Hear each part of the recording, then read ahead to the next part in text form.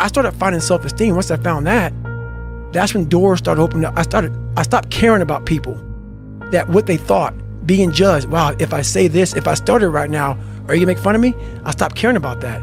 And that's when my life started really changing for me, slowly but surely. I saw working out as a way for me to build calluses on my mind. I had to callus over the victim's mentality. I always equated training to mental toughening. It always looked brutal. People waking up early and doing all these things, and it looked horrible. I was like, wow, man, I gotta start doing that. Not to get better, bigger, and stronger, but that is what's gonna build me. That looks uncomfortable. That looks brutal. And getting up early, I don't wanna do that. So I made this long list of things I don't wanna do. And through that, I found myself. You guys are getting up at 5 o'clock in the morning, running over here in this golf course. So I started seeing myself very differently than the average human being. I was like, hold on a second. I have something they don't have. And that's when I started to develop these things through working out. It was this great, never-ending work ethic. And through work ethic, I developed self-esteem. I always equated working out to struggle. And I struggled my whole life, but I ran from it. So I started realizing, man, I gotta start facing the struggle, and I gotta be mentally strong for the struggle. So that's why I started coming up with I'm training for life. Mentally, I'm training for life. I'm not training for I don't care about winning trophies. I don't care about winning anything. All I wanna do is go the distance. And I found out on my own pretty much, is that through discipline, through self-discipline, through repetition, through tons of repetition of the same thing that you don't wanna do, and that's the key thing. Through repetition of things you don't want to do, you develop mental, like an armor for your mind. You start to armor your mind, because your mind's like, okay, we suffer every day. It's what we do.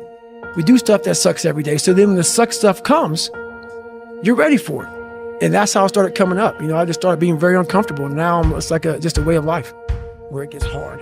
And the harder it is, the more you start to push back.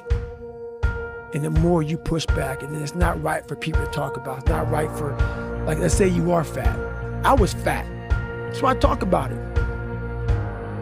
And it was hard as every fucking day to get up. I know what it feels like. When you roll your fat ass out of bed and all you want is some fucking damn cinnamon buns and chocolate milkshake. I know what it is. I know exactly what it is. But I can't want it more than you. And so many people just want it the easy way. I'm sorry, man. It's not. So what they start to do is they build this narrative of it's okay. When the narrative should be, you need to work harder. You need to discipline your mind better. We need to help people more than just saying it's okay. It's okay. It's not okay. It's not acceptable. Even though it's your life, if that's acceptable, that's unacceptable. And there's a lot of people in this world, me included, that if I accepted that, I wouldn't be anywhere.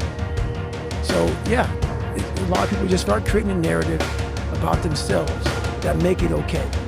The ultimate get out of jail free card. And now the world is set up to have so many get out of jail free cards. Everything is okay.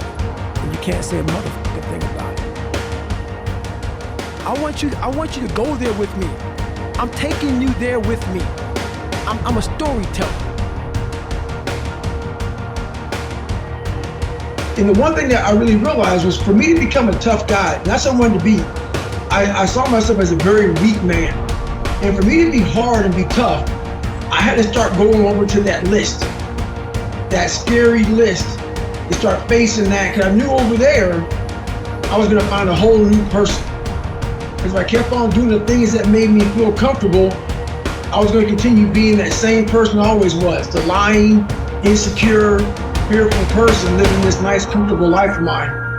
So I just designed a very uncomfortable world for David Goggins. And in that world, I found a whole new different David Goggins. The biggest problem in this world is other people, not yourself.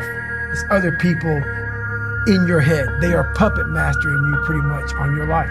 We live by the narrative of other people.